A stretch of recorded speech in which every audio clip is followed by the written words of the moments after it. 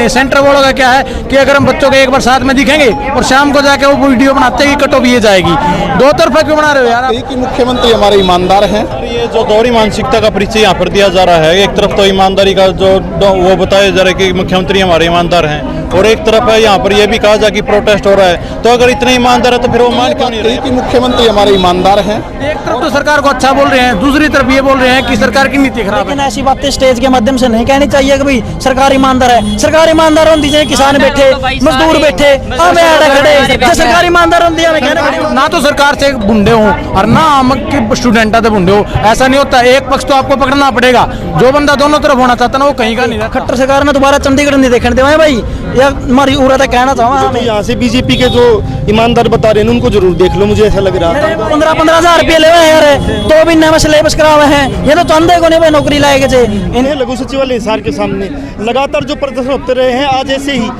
जो छात्र पढ़ने वाले उनकी जो समस्याएं हैं, सीईटी को लेकर जो एक समस्या है उसको लेकर बहुत बड़ा प्रदर्शन हुआ है। आज से 15-20 दिन पहले भी प्रदर्शन हुआ था, लेकिन सरकार कितना उनकी सुन पा रही है, नहीं सुन रही है। तो इन्हीं से एक बार जानते, क्या नाम सर? मैं पढ़ देता हूँ सर। मेरा नाम नरेंद्र सिंह पंगाल है और बच्चों की जो मांग है बिल्कुल जायज़ है सर, क्योंकि ये छोड़ दीजिए सर। हाँ जी, तो मांग बिल्कुल जायज़ है और बच्चे पिछले काफ़ी समय से कोशिश कर रहे हैं कि सरकार इस मांग को मान ले, लेकिन सरकार जो है अब तक इस पे कोई संज्ञान लिया नहीं सरकार ने। तो इसलिए बार बार बच्चों को प्रोटेस्ट करना पड़ रहा है। जिला स्तर पे प्रोटेस्ट कर रहे हैं, हिसार में हुआ, नारनौल में हुआ, जींद में, कैथल में, इस प्रकार अलग अलग जगह पे प्रोटेस्ट हो रहे हैं। और इनका मेन मुद्दा है कि एक ही सीईटी का जो एग्ज़ाम इन्होंने लिया है उसका नेचर क्वालिफाई हो, उसमें 50% जनरल के लिए और 40% जो कैटेगरी के लिए, वो सारे बच्चे जो सेकंड पेपर होगा ग्रुप सी और ग्रुप डी की भर्तियों के लिए, वो सारे के सारे बच्चे उसमें बैठ सकें। क्योंकि अभी सर मैं एक बार जानना चाहता हूँ, हरियाणा सरकार ने लागू क्या किया जिसका विरोध कर रहे हो, कि क्या प्रॉब्लम उसमें दी है? हरियाणा सरकार ने लागू किया कि जो सीईटी का एग्ज़ाम हुआ है, सीईटी का जो एग्ज़ाम हुआ है उसमें से क्वालिफाई पहले तो कहा 50% जनरल और 40% जो है जिस बच्चे के मार्क्स होंगे क्वालिफाई होगा। लेकिन अब जो आगे ग्रुप सी और डी की जो भर्तियां होनी है उसके लिए एग्जाम लिया था, पहला पेपर था, अब दूसरा पेपर होगा। तो दूसरे पेपर के लिए सरकार ने कहा कि हम सिर्फ 4 गुना बच्चों को ही बुलाएंगे, जो ऊपर से 4 गुना होंगे उन्हीं को बुलाएंगे। और इसमें भी सरकार ने अभी तक ना कोई कैटेगरी बनाई, ना कोई कुछ और बनाया। लेकिन यहाँ स्टेज से भाषण देते हुए साफ ये कहा जा रहा है कि मुख्यमंत्री बहुत अच्छा है, मुख्यमंत्री के हम बच्चे हैं, मुख्यमंत्री की नीतियाँ अच्छी है। फिर प्रदर्शन क्यों कर रहे हो अगर मुख्यमंत्री की नीतियाँ अच्छी है तो? यहाँ बस यही मतलब मैं ये पूछ रहा हूँ सर, क्या ये कांग्रेस ने लागू की है कि ये नीतियाँ जिसके कारण आपको दिक्कत आई है? हमने ये बात कही कि मुख्यमंत्री हमारे ईमानदार हैं और हर चीज़ पे संज्ञान लेते हैं, तो हम चाहते हैं कि इस पे भी संज्ञान लें, क्योंकि बच्चे बार बार प्रदर्शन कर रहे हैं। सरकार ने नीतियां जो बनाई हैं, कोई भी नीति बनाती है तो उसमें खामी हो सकती है, कोई बड़ी बात नहीं होती, तो उसका सुधारना भी सरकार का काम होता है और सरकार को उस पर संज्ञान लेना चाहिए। सर जिस प्रकार से यहाँ ईमानदारी का जो तबका मुख्यमंत्री को दिया जा रहा है, इसका क्या पैमाना है? नीतियाँ उन्होंने लागू की है, नौकरियाँ उन्होंने खत्म कर दी, रोजगार कौशल निगम लाकर आप प्रदर्शन भी कर रहे हो, नौकरियाँ भी मांग रहे हो, सीईटी में भी कमियाँ बता रहे हो, फिर मुख्यमंत्री को ईमानदारी बता रहे। ये दोहरी जो चाल है, ये आप जो नेतृत्व है, ये कहाँ लेके जाएगा इनको? दोहरी चाल नहीं है सर ये, इसमें आपको भी ये बात तो माननी पड़ेगी, पत्रकार भी बात जानते हैं कि जो मुख्यमंत्री है निजी तौर पे ईमानदार आदमी है। सर निजी तौर पे कोई ईमानदार, बहुत लोग ईमानदार होते हैं, लेकिन हरियाणा में नौकरियों को खत्म किसने किया? रोजगार कौशल निगम बना के ठेकेदारी प्रथा जो बड़े लेवल पे लेके आए, किसने किया? बिल्कुल किया। तो फिर उस ईमानदारी का क्या मतलब? हरियाणा के छात्र चाट के खाएंगे उसको, ईमानदारी को? उनको नौकरी चाहिए है, पढ़ने के बाद एक टेस्ट, उसके ऊपर टेस्ट, उसके ऊपर टेस्ट।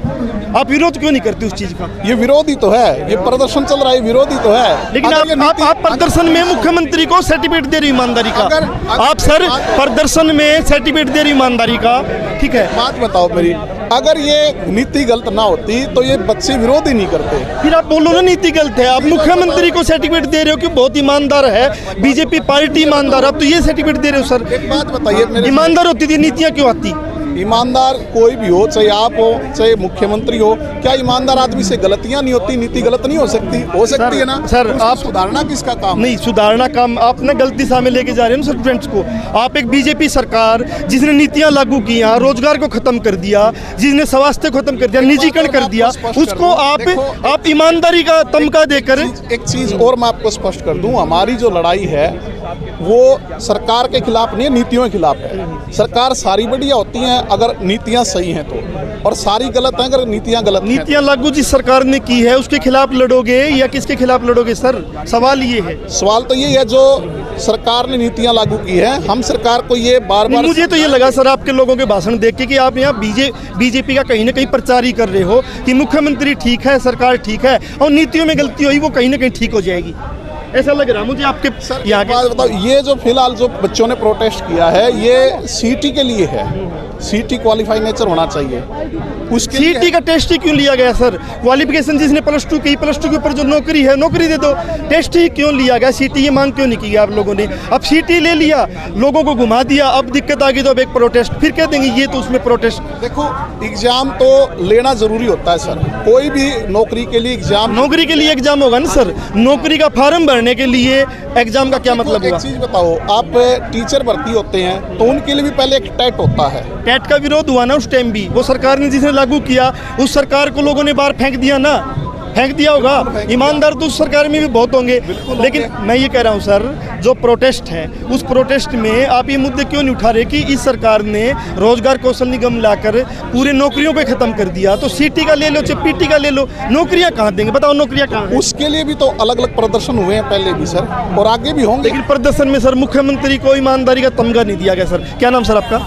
विनोद कुमार नाम। विनोद, अभी देख बहुत छात्र आए हैं, प्रॉब्लम में है, बेरोजगारी मुद्दा है पूरा हरियाणा, पूरे देश में हरियाणा बेरोजगारी में नंबर 1 है, तो इसको कैसे देखते हो सर? सर देखो, बेरोज़गारी तो अब हरियाणा की जैसे ये CIMD के आंकड़े आते हैं उसके हिसाब से भी हरियाणा की चरम सीमा पे है। अन्य राज्यों की तुलना में भी उत्तर प्रदेश लगा लीजिए, राजस्थान लगा लीजिए, जैसे अभी ये सर भी बता रहे हैं, हम बच्चे भी आए हैं, CET को लेकर आए हैं। ये तो पहले कहते हैं कि CET कि वो एस्टेट की तर्ज पर क्वालिफाई नेचर का किया जाएगा।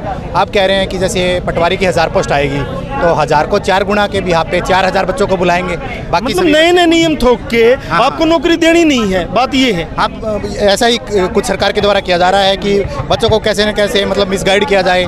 और जैसे कि राजस्थान राज्य है, वहाँ पर हर वर्ष क्या है भर्तियों का परीक्षा कैलेंडर जारी किया जाता है कि 6 महीने बाद आपका ये परीक्षा होगी और इसका ये विषय होगा, विषयवार पूरा सिलेबस दिया जाता है। और हरियाणा सरकार ने ये CET के एग्ज़ाम को ही ले लीजिए, क्या किया कि 25-26 दिसंबर को ये पहले क्रम से पटवारी का एग्ज़ाम लेंगे, फिर कहते हैं कि ये नहीं लेंगे, अब 2 मार्च को आपका CET का एग्ज़ाम होगा। बहुत ऐसे है एग्जाम ले लिए, एग्जाम का रिजल्ट आ गया उसके बाद कैंसिल कर दिए, यहाँ प्रदर्शन होते रहते हैं। सर क्या नाम? जी सर, जयदीप। क्या करते हो सर? सर मैं स्टूडेंट हूँ, अभी तैयारी कर रहा हूँ HSSC की। जी सर। मतलब अकेडमी में तैयारी करते हैं? नहीं सर, मैं सेल्फ स्टडी कर रहा हूँ अभी। ये अकेडमी वाले कोई भी नीति के ऊपर प्रदर्शन में आपको ले आते हैं और फिर सरकार से सेटिंग करके आंदोलन को पीछे धकेल देते हैं। हमने अग्निवीर में भी देखा है, हमने दूसरे में देखा है। आप विरोध क्यों नहीं करते कि यहाँ जो बीजेपी का मतलब मुख्यमंत्री को ईमानदार बताया जा रहा है, बीजेपी सरकार के का यहाँ प्रचार किया जा रहा है, फिर प्रदर्शन करने क्यों आए हो? सर ये जो दोहरी मानसिकता का परिचय यहाँ पर दिया जा रहा है, एक तरफ तो ईमानदारी का जो वो बताया जा रहा है कि मुख्यमंत्री हमारे ईमानदार हैं, और एक तरफ है यहाँ पर यह भी कहा जा कि प्रोटेस्ट हो रहा है। तो अगर इतने ईमानदार है तो फिर वो मान क्यों नहीं रहे हैं? फिर प्रोटेस्ट ही करने की जरूरत क्या है? ईमानदार अगर वो होते, ये बीजेपी सरकार इतनी अच्छा होती। जो इस तरह से दोहरा आचरण कर रहे हैं, जो भी हम अभी अब अध्यापक कुछ हैं उनमें से हम सभी को नहीं कहते, लेकिन ये दोहरी मानसिकता का जो परिचय बच्चों को गुमराह किया जा रहा है, बिल्कुल गलत किया जा रहा है। इसको हम इनकी मतलब कड़े शब्दों में निंदा करते हैं। पहले भी प्रदर्शन देखा है, अकेडमी के जो संचालक होते हैं वो ऐसे ही गुमराह करते हैं आंदोलनों को और सरकार से सेटिंग करके बैक मार जाते हैं। तो ये आप अपना आंदोलन क्यों नहीं खड़ा करते छात्र? हर बंदे का अपना मुद्दा है। सेंटर वाले अपना मुद्दा लेके चल रहे हैं, स्टूडेंट अपना मुद्दा लेके चल रहे हैं। किसी भी बंदे का एक मुद्दा नहीं है। सेंटर वालों का क्या है कि अगर हम बच्चों के एक बार साथ में दिखेंगे और शाम को जाके वो वीडियो बनाते हैं कि कट ऑफ ये जाएगी। 2 तरफा क्यों बना रहे हो यार आप? अगर आपको ये लगता है ना कि कट ऑफ ही बननी चाहिए तो आप कट ऑफ बोल दो डायरेक्ट। अगर आपको ये लग रहा है कि क्वालिफाई होना चाहिए तो क्वालिफाई बोलो। एक तरफ तो सरकार को अच्छा बोल रहे हैं, दूसरी तरफ ये बोल रहे हैं कि सरकार की नीति खराब है। अब ना तो सरकार से बुंडे हों और ना हम स्टूडेंट आते बुंडे हो, ऐसा नहीं होता। एक पक्ष तो आपको पकड़ना पड़ेगा। जो बंदा दोनों तरफ होना चाहता ना वो कहीं का नहीं रहता। सर आप लोग उनका विरोध क्यों नहीं करते जो स्टेज से यहाँ बीजेपी? हर बंदा ऐसा नहीं है, कुछ एक जिसने भी किया सर, जिसने भी किया है अब हर इंडिविजुअल बंदे का विरोध करने निकलेंगे ना तो हमारा आंदोलन सफल नहीं होगा। आंदोलन तभी सफल होगा कि हम अपनी जो बात है उसको रखेंगे, बस विरोध बात नहीं रख रहे हैं सर। हम अपनी बात सर क्योंकि अग्निपथ का जो हमने प्रदर्शन देखा था उसमें जो अकेडमी वालों ने प्रदर्शन करवाया, जैसे ही सरकार ने अकेडमी वालों को चूड़ी थोड़ी टाइट की वो बैक हो गया आंदोलन। तो अपना खुद का आंदोलन क्यों नहीं खड़ा करते? अब की बार हम बताते हैं पिछली बार क्या था। पिछली बार जो ये प्रोटेस्ट था ये सभी टीचरों ने चलाया हुआ था, लेकिन अब की बार बच्चों ने कमेटी बनाई है स्पेशल। टीचरों को सिर्फ ये बोला था कि आप आ जाओ आगे, टीचर फ्रंट में नहीं है, बच्चे अब की बार फ्रंट में है। टीचरों को सिर्फ इन्विटेशन दी गई थी।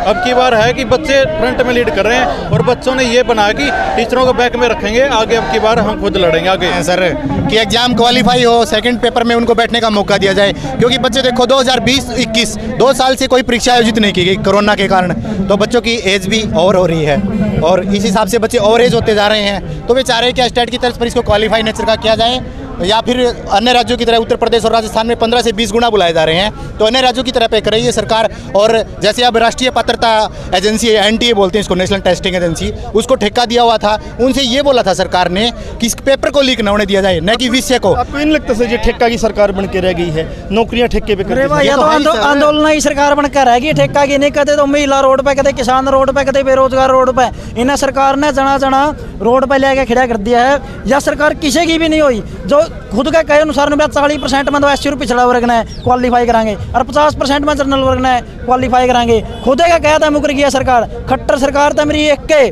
पूरा तो पुकार है और मांग है कि भाई चाहे तो हमारी मांग मान लो, नहीं बेरोजगार युवा को इतना परेशान ना किया जाए कि वो उसके खट्टर सरकार के सिंहासन को उखाड़ के फेंक दे। खट्टर सरकार ने दोबारा चंडीगढ़ नहीं देखने देवे भाई, यह हमारी उम्र कहना चाहूँ। हमें जो युवा है तो देख का भाई हजारों की संख्या में युवा आए हुए हैं। इसका पहला 14 ज्ञापन दे चुके हैं हम और 15वां ज्ञापन है हमारा। अब भी सरकार के पास मौका है कि हमारी मांगों को मान लिया जाए। नहीं 2024 ज़्यादा दूर नहीं है। हम मैं खट्टर सरकार से, और खट्टर साहब कल इशार में आने भी वाले हैं। खट्टर साहब आपने 8 साल कह दिए, ये 2 साल और बुरे, मतलब 8 साल का कोई नौकरी का कैलेंडर भी उन्होंने जारी नहीं किया। हमने कितनी नौकरियां दी? क्या नाम दोस्त? सोनू कुमार है भाई। अगर सरकार बच्चों को आने वाले सीटी में ना बैठने देगा, हम अगली बार सरकार को मौका नहीं देंगे भाई। सरकार ना बालका ने बैठने दिया तो हम भी सरकार ने नहीं बैठने देंगे अगली बार। आने वाले समय में सरकार को राजनीति के बहुत भारी नुकसान होगा। सरकार को तो पता नहीं, आप देखो या नहीं देखोगे। जो यहाँ से बीजेपी के जो ईमानदार बता रहे हैं उनको जरूर देख लो, मुझे ऐसा लग रहा है। मेरे भाई ये तो 15-15 हज़ार रुपये ले हुए हैं यार, 2 महीने में सिलेबस करा हुए हैं। ये तो चंदे को नहीं भाई नौकरी लाएगे जे, इनने तो नहीं हुआ भाई। बेरोजगार बालक नहीं हुए, चक्कर कट्टे जावे और नहीं हुए फीस भरे जावे, और माँ बाप जो गरीब से बेचारे नहीं हुए घर परिवार में। आप उनको स्टेज पे क्यों नहीं देते ऐसे लोगों को? भाई स्टेज पर देख आदरणीय गुरुजन है, पढ़ावा है, ज्ञान भी दो, ऐसी बात नहीं है। लेकिन ऐसी बातें स्टेज के माध्यम से नहीं कहनी चाहिए कि भाई सरकार ईमानदार है। सरकार ईमानदार होती है, किसान बैठे, मजदूर बैठे, हमें आड़े खड़े। जो सरकार ईमानदार होती है, हमें कहना ईमानदार होती थी, यहाँ क्यों प्रदर्शन करना पड़ता? आपको नौकरी मिल भाई, क्यों जूते तुड़ाने पड़ते? किसे तो इतना टाइम को नहीं मेरे भाई। अगर नहीं फिर हम भी अपनी तैयारी करते। टेस्ट खट्टर का भी होना, खट्टर का क्वालीफाई कर दो, हम भी मारते करते क्वालीफाई करते करते। 2024 में कोई बेरोजगार युवा सरकार को क्वालिफाई नहीं करेगा सर, नहीं देवांगे, ये देख लेना। नौजवानों में गुस्सा है और वो गुस्सा इस बात को लेके है कि पिछले 8 साल में सरकार नौकरियों के नाम पे टेस्ट करवाती है, लेकिन रोजगार कौशल निगम बना के उन्होंने प्राइवेट कर दिया सभी नौकरियों को। रोजगार कहाँ देंगे? सीटी करवाई, सैकड़ों किलोमीटर पे सेंटर दिया, बहुत लोग आते जाते, बहुत लोग एक्सीडेंट में भी मर गए इस दौर में, हमने देखा था। लेकिन फिर नौकरी देने की बात आई तो फिर एक बैरियर खड़ा कर दिया है कि नौकरियां देनी नहीं है, बैरियर। फिर नौकरी की बात हो तो बैरियर, एक बैरियर क्रॉस करोगे तो दूसरा करोगे तीसरा। इतने 8 साल गुजार चुकी है। अब देखना ये है कि 2024 का ये कह रहे हैं, क्या फिर एक बार जात धर्म के नाम पे वोट दे देंगे या नौकरियों के नाम पे वोट देंगे? ये देखना कि यही नौजवान है जो मोदी कर रहे थे, यही नौजवान है जो कह रहे थे कश्मीर को सबक सिखा देंगे, पाकिस्तान को सबक सिखा देंगे। लेकिन भारत सरकार ने, हरियाणा सरकार ने इन नौजवानों को सबक सिखा दिया। क्या करते हैं भाई? 2018 में जो पद की भर्ती हुई थी नहीं, उसमें दूर सेंटर दे रखे थे, 50 किलोमीटर देंगे आगे, बोला माना वोट दे दो। हमने पागल हो गए, फिर भी वोट दे दिए। 180 किलोमीटर दूर था हमारा सेंटर, इलाहाबाद दे रखे था। फिर ले लेंगे दोस्त, या सरकार बुला के फिर ले लेगी वोट? ना भाई, कौन